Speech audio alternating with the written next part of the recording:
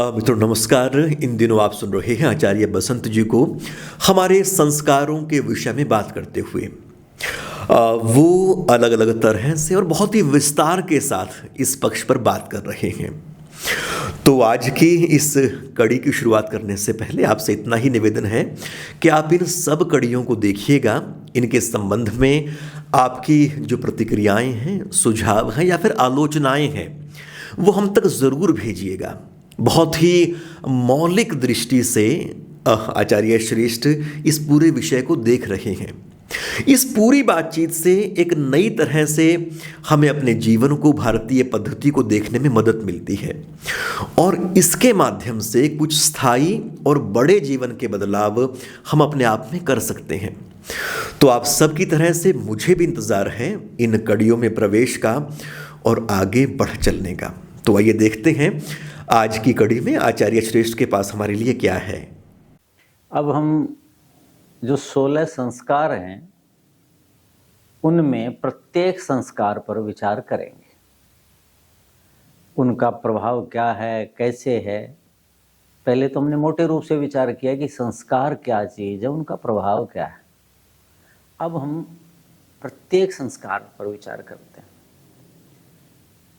हमने संस्कारों का जो क्रम देखा था उसमें गर्भाधान संस्कार पहले था,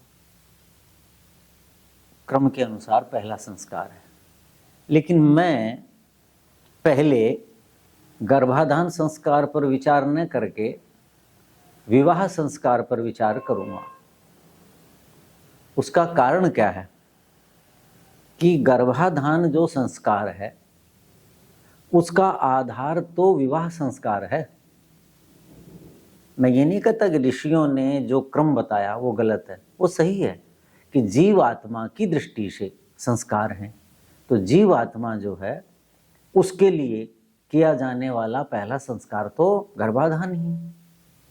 लेकिन मैंने ये उचित समझा कि पहले विवाह संस्कार पर चिंतन हो तो गर्भाधान समझने में, समझाने में और अच्छा रहेगा। तो विवाह संस्कार आधार है, इसलिए उस पर पहले विचार करेंगे और इस पर विस्तृत चिंतन भी होगा, क्योंकि सबसे बड़ा संस्कार ये संस्कार है। इसके ऊपर बहुत नियम हैं, उपनियम हैं, उसमें सामाजिक, वैज्ञानिक, प्राकृतिक आधार हैं। तो इस पर काफ़ी चर्चा हमारी होगी, तो पहले इसी पर विचार करते हैं। देखिए शास्त्र क्या कहते हैं। मनुस्मृति हमारी आचार संहिता है। मनुस्मृति मानव आचार संहिता, मनुष्यों के आचार की संहिता, ऐसी हमारी मान्यता है। ठीक है कि नहीं। और उसमें बहुत उत्तम उत्तम बातें हैं। वो आप जब मैं चर्चा करता हूँ या आगे तो आपको पता चलेगा। ठीक है। क्या लिखा है। चतुर्थम आयुषो भागम उसित्वा आद्यम गुरौ द्विज, द्वितीयम आयुषो भागम कृतदारो गृहे वसेत।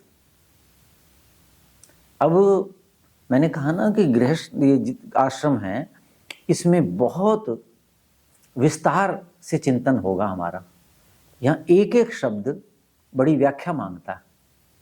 जैसे यह कहा चतुर्थम आयुषो भागम, आयु का चौथा भाग।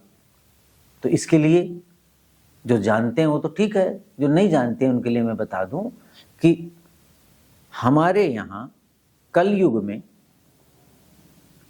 मानव की आयु 100 वर्ष मानी गई है। कितनी मानी गई है। 100 वर्ष सामान्य आयु मानी गई है। अधिक भी हो जाती है, कम भी हो जाती। कम तो है ही ज़्यादातर की, लेकिन एक मान्यता के अनुसार जीवन ठीक जिए तो 100 वर्ष आयु है। उसको 25-25 वर्ष के 4 भागों में विभाजित कर दिया।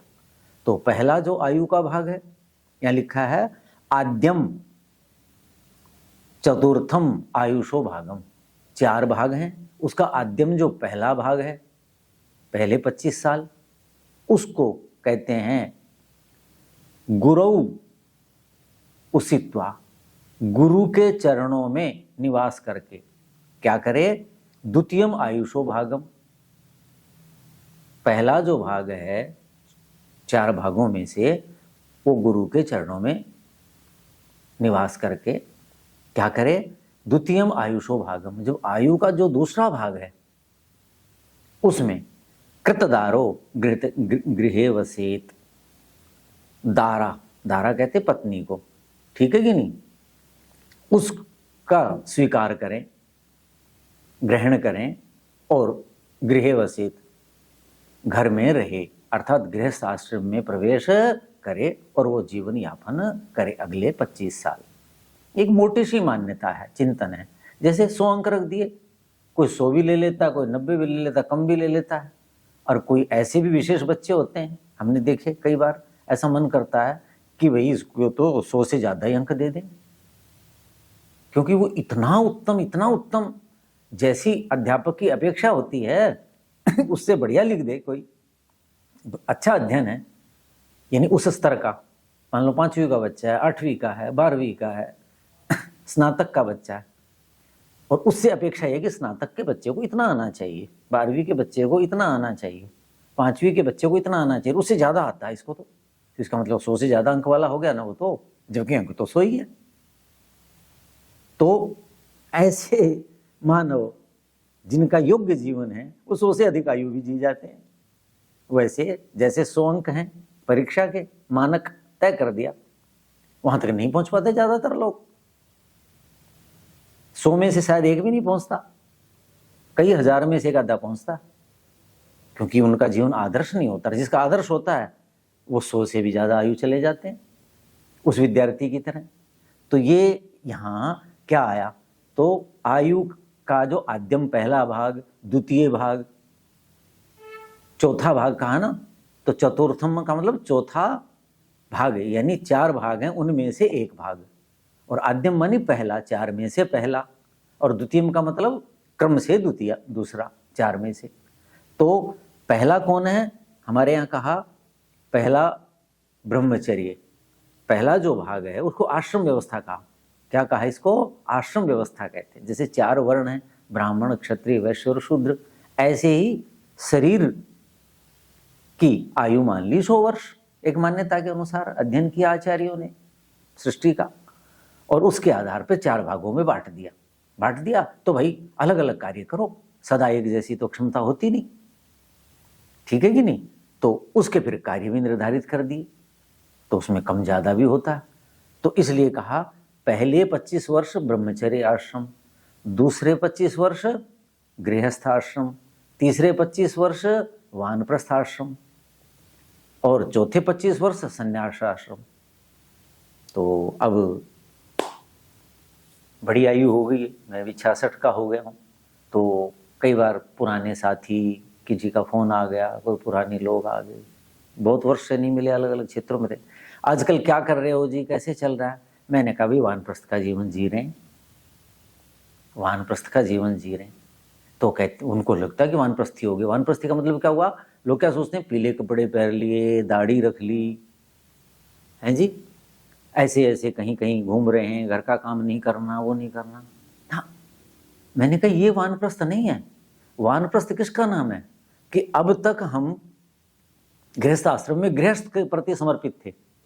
अब क्या हुआ, उस घर से, गृह कार्यों से, उस मोह से, घर के लिए जो हम साधन जुटाते थे, कमाते थे, सब कुछ करते थे, उनसे अपने आप को समेट लेना, और जो शक्ति है उसका उपयोग किसके लिए करना, समाज के लिए करना, प्राणी मात्र के लिए करना, अपने लिए न्यूनतम, परिवार के लिए न के बराबर। क्यों लिखा है ना वानप्रस्थ के लिए कि भाई आप जब कहते यदा पश्येत पुत्रस्य पुत्रम, पुत्र का पुत्र देख लो, पुत्र का मतलब मैं कहता हूँ संतान, जब हो जाए, वली पलितम आत्मन है, जब अपने आप को क्या देखो कि झुर्रियां पड़ गई हैं, बाल सफेद हो गए हैं, जब ऐसा देखो तो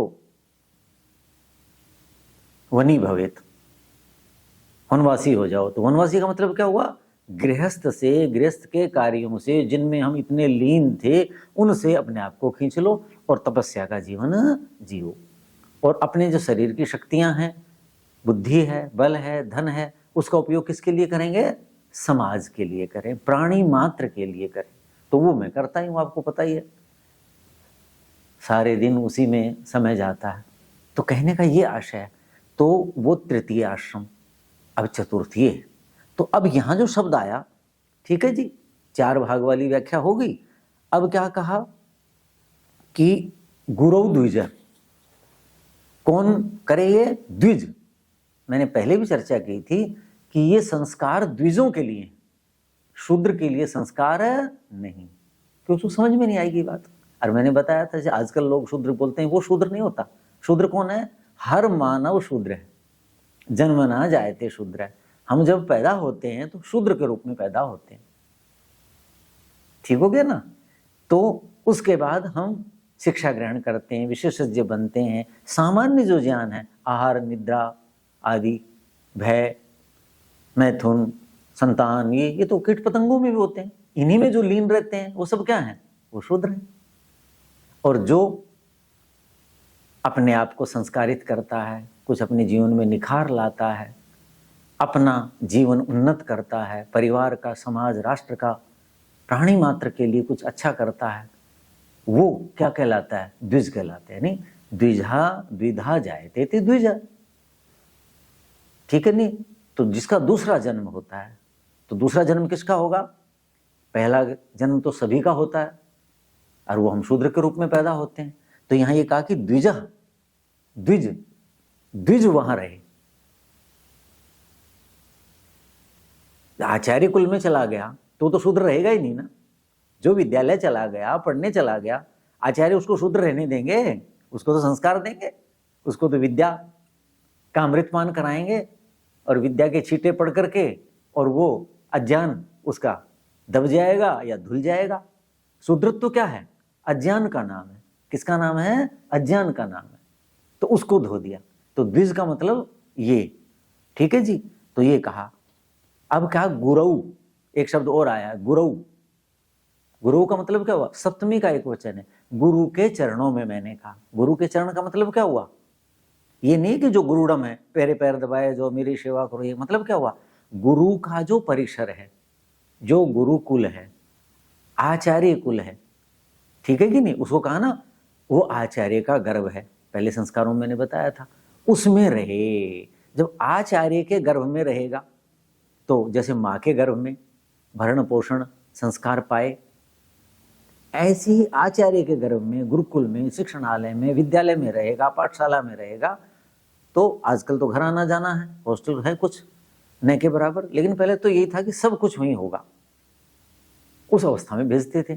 तो यहां वो आशय, गुरु का मतलब है गुरु के सानिध्य में, गुरु के गर्भ में, गुरु के चरणों में, अर्थात जो गुरु करें उनकी सारी चेष्टा, और गुरु फिर आदर्श है, उसके बाद वो बन जाएगा। तो गुरु के चरणों में जीवन का पहला भाग, चतुर्थ भाग वहां रहे, और उसके बाद दूसरे भाग में कहते हैं गृह वसेत, घर में रहे दूसरे 25 वर्ष। कैसे? कृतदारा, दारा, पत्नी को स्वीकार करो, अर्थात जीवन साथी अपना ढूंढो। अब जीवन साथी क्या है? देखो, विवाह को क्या कहते हैं? 2 पुण्य आत्माओं का मिलन। विवाह क्या चीज है? 2 पुण्य आत्माओं का मिलन। और आजकल क्या हो रहा है? किन का मिलन हो रहा है? मैं तो सामाजिक व्यक्ति हूँ, लोग बड़ी समस्याएं, डॉक्टर साहब क्या करें, वो बच्चे उनका बन नहीं रही आपस में, वो लड़की छोड़ के चलेगी, वो लड़का छोड़ के चला गया, वो ऐसे हैं, वो ऐसे हैं। ये मैंने कहा भाई, जो विवाह हो रहे हैं वो स्त्री पुरुष के नहीं हो रहे। किसके हो रहे हैं? पैकेज के हो रहे हैं। सबसे पहले क्या करेंगे? कितना पैकेज है, क्या नौकरी है, नौकरी कैसे जोड़ के रखेगी? धन जीवन में बहुत कुछ है, ये सत्य है, लेकिन सब कुछ तो नहीं है। यहां विवाह करते समय धन को सब कुछ समझ लिया। जिनके पैकेज नहीं है उनके विवाह नहीं होते, शायद उनके दोस्त स्थिर रहते हैं, ठीक रहते हैं। जिनके बड़े बड़े पद नहीं है उनके विवाह अपेक्षाकृत ठीक रहते हैं। या पहले बहुत, जैसे आप हाईली एजुकेटेड कहते हैं, बहुत कमाने वाले कहते हैं, ये कहते हैं, उनके विवाह होते थे ना। तो ऐसे समस्याएं तो नहीं थी। क्यों? उस समय जो आधार था विवाह का वो मुख्य था, और आर्थिक पक्ष था लेकिन वो गौण था। आर्थिक पक्ष था, वो गुण था। अब क्या हो गया, पद और पैसा ये मुख्य हो गया। ये गृहस्थ का आधार नहीं है ना। गृहस्थ का आधार तो दो शरीर हैं, एक पुरुष और एक स्त्री, एक सूर्य और एक चंद्रमा, दो हैं। वो जब मिलते हैं, एक साथ रहते हैं, तो पूर्णता आती। हमारे यहाँ शिव पार्वती, शिव को अर्धांग कहा, पार्वती अर्धांगिनी। ये समझाने के लिए पूर्णता उसका नाम है। पुरुष भी पूर्ण नहीं है, स्त्री भी पूर्ण नहीं है। तो ये जो विवाह है, ठीक है कि नहीं, उसमें क्या क्या चीजें ध्यान रखनी चाहिए, कैसे जीवन। तो दो पुण्यात्मा समझ के, पुण्यात्मा क्या होंगे फिर वो ये देखेंगे कि मेरे गुण कर्म स्वभाव इनसे मिलते हैं क्या। पुरुष स्त्री के बारे में, स्त्री पुरुष के बारे में, दो शरीर हैं, दो प्रकार का चिंतन है, लेकिन फिर भी अधिकतम विचार हम मिलते हैं, हमारे मिलते हैं। और उसके आधार पर यदि विवाह संस्कार की नींव रखी जाएगी तो वो लंबे समय तक चलेगा, अच्छा चलेगा। विवाद होंगे, विषमताएं आएंगी, विरोध होंगे, वो गौण कर दिए जाए, बात बन जाती है। ऐसा तो नहीं है कि कहीं पर भी वैचारिक मतभेद न होगा, लेकिन अपने को गौण कर दिया तो बात बन जाती है। मैं पहले ये हो रहा है। आप पहले हो जाए, दोनों। ये नहीं कि स्त्री करे, सामान्यतः स्त्री करती आई है ना, अपने अपने चिंतन ऐसा होना चाहिए। तो ये जो कहा कृतदारो गृहे वर्षेत, ठीक है, व्यक्ति दारा यानी पत्नी का ग्रहण करे, और स्त्री जो है वो पति का ग्रहण करे। यहाँ क्या कहा, वर और वधू का है ना, जिनका वर्ण किया जाता है, जिनको चुना जाता है। तो चुनने का आधार क्या होना चाहिए, गुण। क्या होने चाहिए, गुण होने चाहिए मानव के। और उसके बाद फिर परिग्रह, ये जो नौकरी है, संपत्तियां हैं, रूप है, शारीरिक संरचना, ये भी मुख्य भूमिका है। इसको आप गौण नहीं कर सकते, बहुत आवश्यक है। आगे इस पर चिंतन हम करेंगे, लेकिन ये प्राथमिक नहीं है। क्यों, इसका काल सीमित है, कुछ समय के लिए है ना, रूप और यौवन। यदि यही आधार होगा तो जब रूप यौवन ढल गया तो फिर आप कैसे साथ रहोगे। और यही कारण है जब रूप यौवन के आधार पे शादियां हो रही हैं, ठीक है कि नहीं। ये हो रहा है ना कि वो सुंदर है, वो सुंदरी है, वो तो बहुत अच्छा है, और बीच में दूसरा मिल गया तो ऐसा हो जाता है ना। लोगों का खूब देखते हैं कि जैसी सुंदर स्त्री हमने देखी थी, उससे सुंदर वो मिल गई, फिर गड़बड़ हो जाती है। ऐसी लड़की, मैंने तो सोचा था यही सबसे सुंदर है, यही सबसे अच्छा है, और बढ़िया मिल गया, तो फिर वो गड़बड़ हो जाती। क्यों, ये मौलिक आधार नहीं है ना, इसलिए वो टूटन हुई, उसलिए वो गड़बड़ हुई। तो मूल रूप से विवाह का जो आधार है वो पुरुष और स्त्री के गुण धर्म हैं, ठीक है। उनके आधार पर ये चयन हो, और गौण आधार पर क्या हो, आर्थिक पक्ष हो, और उसके बाद रूप और यौवन आना चाहिए। क्योंकि आर्थिक पक्ष भी लंबे समय तक चलेगा, वो भी चलेगा लंबे समय तक। उसके बाद है रूप और यौवन, ये चलेंगे लेकिन कुछ समय तक चलेंगे। तो जिसकी जीवन में, गृहस्थ में जितनी आवश्यकता है, उस चीज को उतनी महत्ता दी जाए, और उसके आधार पर क्या हो, वर वधू परस्पर चयन करें, ये यहां कहना चाहते हैं। तो शेष हम अगले व्याख्यान में चिंतन करेंगे। ओम शांति शांति शांति।